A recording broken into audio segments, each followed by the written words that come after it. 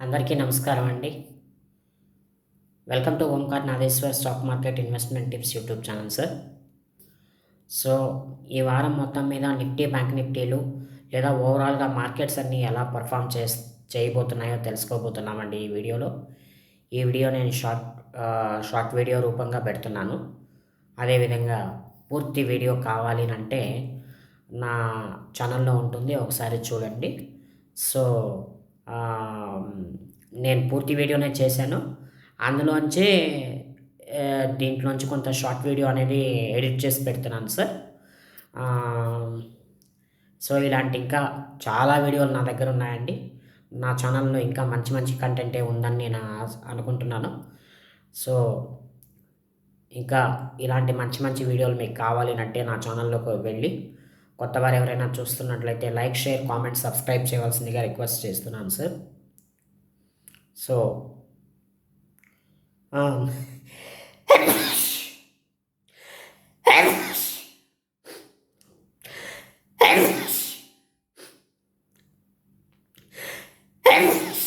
నాకు కొంత అలర్జీ అనేది ఉందండి. అంటే నైట్ టైమ్స్ వీడియోస్ చేస్తున్నప్పుడు ఇలాంటి అలర్జీ అనేది వస్తూ ఉంటుందన్నమాట. దయచేసి క్షమించండి. నా వీడియోలో ఎట్లాంటి ఎడిట్స్ ఉండవు. అందుకనే ఎలా ఉన్న వీడియో అలాగే వస్తుంది. సో, వీడియోలో ఏదైనా క్లారిటీ లేకపోతే ఏమనుకోకండి దయచేసి. ముందుగా వీడియోలోకి వెళ్ళిపోదామండి. వెళ్ళిపోయే ముందు మరొక్కసారి మిమ్మల్ని రిక్వెస్ట్ చేస్తున్నాను సార్. దయచేసి లైక్, షేర్, కామెంట్, సబ్స్క్రైబ్ అయితే చేయండి.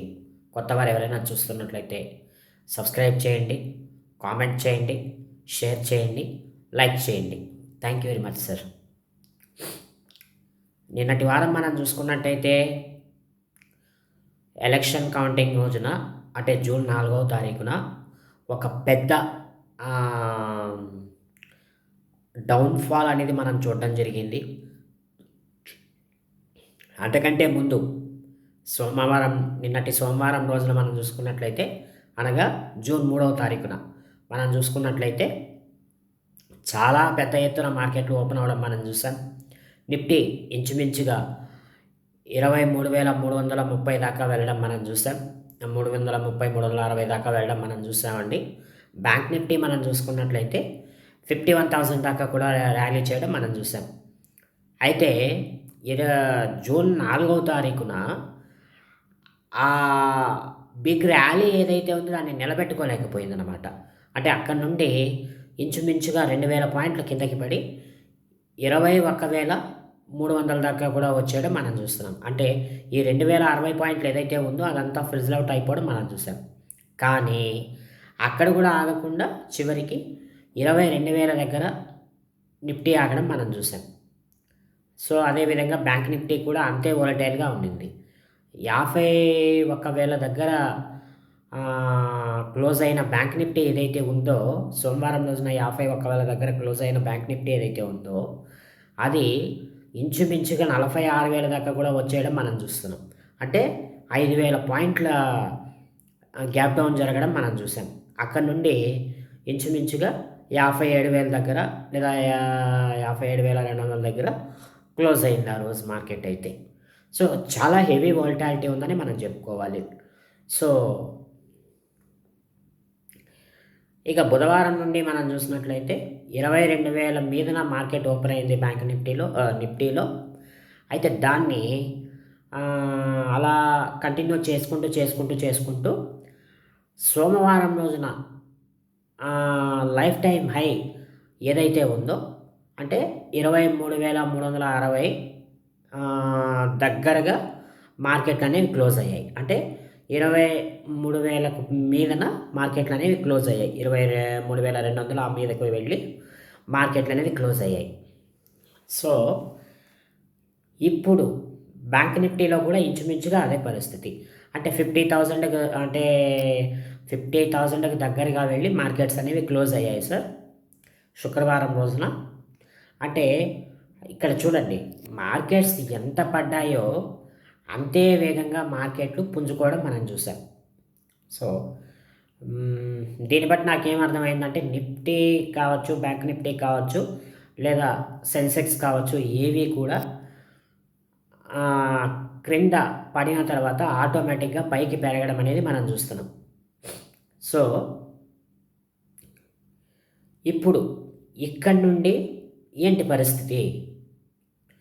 మార్కెట్లు కంటిన్యూస్గా రన్ అవ్వాలి, బుల్ రన్లోనే ఉండాలి అని అంటే ఉండాలంటే కంటిన్యూస్గా బుల్ రన్లో ఉండాలి అని మనం అనుకుంటే ఇక్కడ మనకి ఏం జరగాలంటే ఇంచుమించుగా నిఫ్టీ ఏదైతే ఉన్నదో 23,000 మీదన ఎంతకాలం ఉంటుందో అంతకాలము మార్కెట్లు బుల్ రన్లోనే ఉంటాయి సార్. ఇంచుమించుగా ఈ వారం కూడా ఒక 500 పాయింట్లు పెరిగే అవకాశం అయితే ఉంది. అంటే 23,300 మీ పైచిలుకు హై ఉంది కదండి, దాన్ని బీట్ చేస్తూ పైకి వెళ్ళి 23,500 దగ్గరగా ఈ శుక్రవారాంతానికి చేరుకునే అవకాశం అయితే ఉంది. అయితే మార్కెట్స్ ఇంతకుముందు వారం మొత్తం మీద ఎలాగైతే 500 పాయింట్లు 1000 పాయింట్లు మూవ్ అయ్యేది, కానీ ఇక మీదట అలాంటిది ఉండదు. పడితే 500 పాయింట్ల కిందకి పడిపోవడం, లేదా పెరిగితే 500 పాయింట్ల కిందకి పైకి పెరిగిపోవడం. పడిందో 500 పాయింట్ల కిందకి పడిపోతుంది, పెరిగిందో 500 పాయింట్ల కింద పైకి పెరిగిపోతుంది. ఇలాంటి పరిస్థితి నెలకొంటుంది మార్కెట్లలో ఈ మధ్యకాలంలో. దీనికి ప్రధాన కారణంగా ఒకటే చెప్పుకోవచ్చు.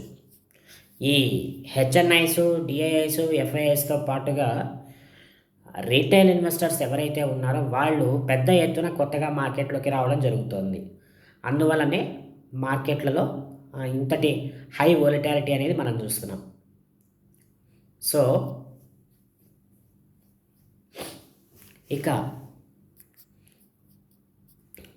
ఇకపోతే బ్యాంక్ నిఫ్టీ అంటే ఈ కొత్త స్టాక్స్ ఏవైతే ఉన్నాయో అవి కొత్త 52 వీక్స్ హైకి రావడం, కొత్త స్టాక్స్ ఏవైతే ఉన్నాయో అవి లో పర్ఫార్మెన్స్లో ఎప్పుడైతే ట్రేడ్ అవుతున్నాయో అక్కడ నుండి మంచి హై పర్ఫార్మెన్స్లో ట్రేడ్ అవుతూ తెర మీదకి రావడం మనం గమనించవచ్చు. సో బాగా పడిపోయినటువంటి రామ్కీ లాంటివి ర్యాలీ కంటిన్యూ చేయడం మనం చూస్తున్నాం. So Aditya Birla capital, Exide industries ఇలాంటివి ఈ వారంలో 52 వీక్స్ హై టచ్ చేయడం మనం చూసాం. సో ఇప్పుడు ఏంటి, ఈ వారం మొత్తం మీద మనం వీటిలో ప్రాఫిట్స్ అనేవి బుక్ చేసుకోగలగాలి. ఎక్కడ బుక్ చేసుకోవాలి అనేది నెక్స్ట్ వీడియోలో నేను చెప్తాను. సో హెరిటేజ్, అలాగే రామ్కీ, కెనరా బ్యాంకు ఇట్లాంటి వాటిని మనం ఒక కంట కనిపెడుతూ ఉండాలి. ముఖ్యంగా రామ్కీని బాగా కనిపెట్టాలి. హెరిటేజ్ అయితే ఏకంగా 1 వీక్లోనే 60% పెరగడం మనం చూస్తున్నాం. రాగల 1-2 వారాలలో హెరిటేజ్ అనేది ఇక్కడ నుండి ఇంచుమించుగా ఇంకా 40% దాకా హై పొటెన్షియల్ అయితే ఉంది. సో ఇట్లాంటి స్టాక్స్ని కూడా మనము వాచ్అవుట్ చేస్తూ ఉండాలి. ఎక్కడైతే డిప్స్ వస్తాయో అక్కడ మనం కొనుక్కోగలగాలి. ముఖ్యంగా కెనరా బ్యాంక్ లాంటివి అయితే ప్రజెంటు చీప్ వాల్యూస్లో ఉన్నాయని నేను చెప్తున్నాను. కెనరా బ్యాంక్స్ ఇట్లాంటి వాటిని ఇప్పుడు మనం కొనుక్కోగలిగితే రాబోయే రోజుల్లో మరలా తిరిగి 200కో 300కో రావడానికి రెడీగా ఉన్నాయి. కాబట్టి కెనరా బ్యాంక్ని, అదేవిధంగా రామ్కీని, హెరిటేజ్ ఫుడ్స్ని, అదేవిధంగా నెక్స్ట్ ఎక్సైడ్ ఇండస్ట్రీని, సో ఏబీ క్యాపిటల్ని ఇట్లాంటి వాటిని ఒక కంట కనిపెడుతూ ఉండండి. ఏబీ క్యాపిటల్, ఎక్సైడ్ ఇండస్ట్రీస్లోనేమో ప్రాఫిట్స్ బుక్ చేసుకోవాల్సిన టైం వచ్చింది. అదేవిధంగా హెరిటేజ్ ఫుడ్స్, అదేవిధంగా రామ్కీ, కెనరా బ్యాంకు వీటిల్లో మనము కొత్తగా ఎంటర్ అవ్వాల్సిన సమయం అయితే వచ్చింది. అంటే హెరిటేజ్ కూడా పార్షియల్ ప్రాఫిట్ బుకింగ్స్ అంటాను, కంప్లీట్గా కాకపోయినా పార్షియల్ ప్రాఫిట్స్ బుకింగ్స్ అంటానండి నేను. అదేవిధంగా అమర్ రాజా బ్యాటరీస్ ఏవైతే ఉన్నాయో అమర్ రాజా బ్యాటరీస్ కూడా ఇదే పరిస్థితి. ఏంటి, ఇక్కడ 3 రకాల స్టాక్స్ అంటే 3 రకాల టైప్స్ ఆఫ్ సెషన్స్ మనం చూడొచ్చు. ఏంటి? 2 ఏమో పార్షియల్ ప్రాఫిట్ బుకింగ్స్ చేసుకోవాలి. 2 మాత్రం కంప్లీట్ ప్రాఫిట్ బుకింగ్స్‌కి రావాలి. ఒక 2 ఏమో ఫ్రెష్ ఎంట్రీ తీసుకోవాలి. ఫ్రెష్ ఎంట్రీ తీసుకోవాల్సినవేవి? కెనరా బ్యాంక్ తీసుకోవచ్చు, రామ్‌కి తీసుకోవచ్చు. అదేవిధంగా నెక్స్ట్ పార్షియల్ ప్రాఫిట్ బుకింగ్స్ ఏంటి? అమర్ రాజా పార్షియల్ ప్రాఫిట్ బుకింగ్స్‌కి రావాలి. అదేవిధంగా మన ఈ హెరిటేజ్ ఫుడ్స్ ఏదైతే ఉందో అది కూడా పార్షియల్ ప్రాఫిట్ బుకింగ్స్‌కి రావాలి. So, Exide industry, AB capital ఇవి 2 కూడా కంప్లీట్ పార్షియల్ ప్రాఫిట్ బుకింగ్స్‌కి అంటే కంప్లీట్ ప్రాఫిట్ బుకింగ్స్‌కి రావాలి. సో, వీటినంతా 3 విభాగాలుగా మనం విభజించుకోవాలి. ఎందుకు ఇవి 2 కంప్లీట్ ప్రాఫిట్ బుకింగ్స్‌కి రావాలి అంటే ఇవి బాగా పెరిగున్నాయి ప్రస్తుతానికి. కాబట్టి ప్రస్తుతానికి మనం ప్రాఫిట్స్ బుక్ చేసి కొంత డిప్ వచ్చిన తర్వాత వీటిని కొనుక్కోవడం అనేది శ్రేయస్కరం అంటాను. సో, నిఫ్టీ చెప్పాను కదండి, 3500 అంటే 23,500 కూడా వెళ్ళొచ్చని. అయితే నిఫ్టీ ఈ వారం అంతా కూడా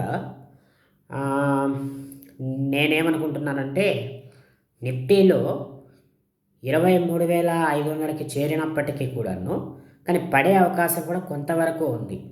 పడే అవకాశం ఇక్కడ 23,000 దగ్గర నుండి 22,000 క్రిందకి రానంత వరకు నిఫ్టీ ర్యాలీ చేస్తూనే ఉంటుంది. సో, ఇంత హెవీ వోలటాలిటీ అనేది ఈ వారంలో కొనసాగే అవకాశం అయితే ఉంది మార్కెట్లలో. అదే బ్యాంక్ నిఫ్టీని మనం చూసుకున్నట్లయితే 50,000 మీదన కొనసాగుతున్నంత వరకు మార్కెట్లకి 50,000 లేదా 49,000 మీదన కొనసాగుతున్నంత వరకు మార్కెట్లకి ఎటువంటి ఇబ్బంది లేదు. అయితే ఈసారి బ్యాంక్ నిఫ్టీ మాత్రం బాగా ర్యాలీ చేసే అవకాశం అయితే ఉంది. సో, 53,000 వరకు చేరుకునే అవకాశం అయితే ఉందండి బ్యాంక్ నిఫ్టీ ఈ వారాంతానికి గాను. కాబట్టి అందరూ కూడా కాస్త కాషన్‌తో ఉండాలి. 49,000 మరియు 53,000 మధ్య ఈ బ్యాంక్ నిఫ్టీ అనేది కంటిన్యూ అయ్యే అవకాశం అయితే ఉంది ఈ వారం మొత్తం మీద కూడాను. నేను ఎందుకు ఇలాంటి లెవెల్స్ ఇస్తున్నానంటే మోడీ గారు ఈ రోజున ప్రమాణ స్వీకారం చేయడం జరిగింది. కాబట్టి ఇక మీదట పిఎస్యు స్టాక్స్ ఏవైతే ఉన్నాయో వాటిలో బుల్ రన్ అనేది కంటిన్యూ అయ్యే అవకాశం అయితే ఉంది. కావున మీరందరూ కూడా జాగ్రత్తగా ఉండాలి. పెరుగుతున్నాయి కదా అని కొనేయడం, తగ్గుతున్నాయి కదా అని సెల్ చేయడం అనేది భావ్యం కాదు. ఎప్పుడూ కూడా మనము పొజిషనల్ ట్రేడ్స్ ఎట్లా కంటిన్యూ చేయాలి అంటే 10-20% స్టాప్ లాస్లతో కంటిన్యూ చేయాలి. సో, ఎవరైతే 6 months హోరిజన్‌తో ఉన్నారో వాళ్ళు మాత్రమే పొజిషన్స్ అనేవి తీసుకోవాల్సి ఉంటుంది. మార్కెట్‌లో ఎటు పడితే అటు ట్రేడ్ చేసి ఎటు పడితే అటు పొజిషన్స్ తీసుకున్నంత మాత్రం చేత మనకి ప్రాఫిట్స్ అయితే రావు. డబ్బులు ఎక్కువ శాతం నష్టపోయే అవకాశం అయితే ఉందండి. అందరూ కాషన్‌తో ఉండండి. సో, ఇలాంటి వాటిని మనం మనసులో పెట్టుకొని మార్కెట్‌లో కంటిన్యూ అవ్వాలి. ఏవైతే మంచి స్టాక్స్ మంచి ఫండమెంటల్స్ ఉండి స్లో గ్రోత్ ఉన్నాయని మనకు అనిపిస్తున్నాయో స్పెసిఫిక్ స్టాక్స్‌లో వాటిని మన పోర్ట్‌ఫోలియోస్‌లో యాడ్ చేసుకోవాలి. అదేవిధంగా ఏవైతే గడ్డిపరకల లాంటి స్టాక్స్, పెన్నీ స్టాక్స్ ఏవైతే ఉన్నాయో అవి ఈ బుల్ రన్ మార్కెట్‌లో పెరగడం మొదలుపెడుతున్నాయి. అట్లాంటి వాటిల్లో మీరు కింద కొన్న వాళ్ళు ఎవరైనా ఉన్నట్లయితే ప్రాఫిట్స్ బుక్ చేసుకొని బయటికైతే రావాలి. సో, ఎవరికైనా అమౌంట్ అవసరమైన వాళ్ళకి ప్రాఫిట్స్ బుక్ చేసుకోవడానికి ఇది సరైన సమయం అంటాను నేను. ఎవరైతే లాంగ్ టర్మ్ హోరిజన్‌లో ఉన్నారో వాళ్ళందరూ కూడా ఇప్పుడు పడిన స్టాక్స్‌ని తీసుకోవచ్చు. ఎస్బీఐ, టాటా స్టీల్ లాంటివి ఖచ్చితంగా తీసుకోవాల్సిన స్టాక్స్. అదేవిధంగా హిందుస్థాన్ యూనిలీవరు, నెస్లే ఇండియా, అదేవిధంగా మ్యారికో. సో, ఇట్లాంటి స్టాక్స్‌ని కూడా మనం ఒక కంట కనిపెడుతూ ఉండాలి.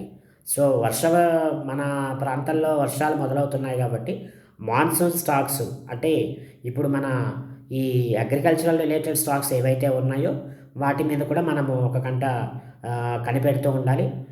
ఎందుకనంటే మనకి రాబోయే రోజుల్లో ఇంకా పంటలు మొదలవుతాయి కాబట్టి అంటే తవ్వకాలు లాంటివి ఇప్పుడు ప్రస్తుతానికి లాంగ్ క్రాప్స్ ఏవైతే ఉన్నాయో మీన్స్ మామిడి, అరటి, చెరకు ఇట్లాంటివి పంటలు పూర్తయ్యాయి. సో నెక్స్ట్ పంటలు ఏమైనా ఉంటే వాటికి వెళ్ళబోయే తరుణంలో రైతులంతా ఉన్నారు కనుక వర్షాలు పడ్డాయి కాబట్టి ఇట్లాంటి వాటి మీద కూడా మనము ఒక కన్నేసి ఉంచాలి. ఏంటి ఇప్పుడు అగ్రికల్చరల్ రిలేటెడ్ స్టాక్స్ మీన్స్ ఈ మహేంద్ర ట్రాక్టర్స్ కావచ్చు, లేదంటే ఈ ఫెర్టిలైజర్స్కి సంబంధించిన స్టాక్స్ ఏవైనా ఉంటే వాటిని కావచ్చు, చబ్బల్ ఫెర్టిలైజర్స్, అదేవిధంగా హిమాద్రి ఫెర్టిలైజర్స్ అండ్ కెమికల్స్ కావచ్చు. సో ఇట్లాంటివి కోరమండల్ ఇంటర్నేషనల్స్ కావచ్చు. సో ఇట్లాంటి వాటి మీద మనము ఒక కంట కనిపెడుతూ ఉండాలి. అంటే ఇట్లాంటి వాటి మీద కాస్త పట్టు సాధించుకోగలగాలి. ఇట్లాంటి వాటిల్లో ఎవరైనా ఆల్రెడీ కొని ఉన్నట్లయితే మనం ఏం చేయాలి, ఇప్పుడు ఆల్రెడీ ఇవి కొంచెం తగ్గి ఉన్నాయి కనుక ఇప్పుడు యావరేజ్ చేయడానికి కరెక్ట్ టైం అంటాను నేను. సో ఇట్లాంటి వాటిని మీరు మెల్లమెల్లగా మీ పోర్ట్‌ఫోలియోస్‌లో యాడ్ చేసుకోగలిగితే రాబోయే రోజుల్లో మంచి ఫలితాలనేవి ఉండే అవకాశం అయితే ఉంది. సో ఇకపోతే ఈ సోమవారం రోజున మార్కెట్స్ ఎట్లా ర్యాలీ అవుతున్నాయంటే ఇంచుమించుగా 23,400 350 దాకా కూడా వెళ్ళే అవకాశం అయితే ఉన్నాయి. కాబట్టి మార్కెట్స్‌లో కాస్త జాగ్రత్తగా ఉండాలి. పెరుగుతున్నాయి కదా అని అజాగ్రత్తగా ఉండడం అనేది ఎవరికీ శ్రేయస్కరం కాదు. కావున అందరూ కూడా జాగ్రత్తగా ఉండండి. మీ లాభాలను మీరు సంపాదించుకోండి. సో ఇలాంటి మరిన్ని వీడియోల కోసం నా ఛానల్ని లైక్, షేర్, కామెంట్, సబ్స్క్రైబ్ చేస్తూనే ఉండండి. మరొక మంచి వీడియోతో మరలా తిరిగి మీ ముందుకు వస్తాను. అంతవరకు సెలవు. నమస్కారం.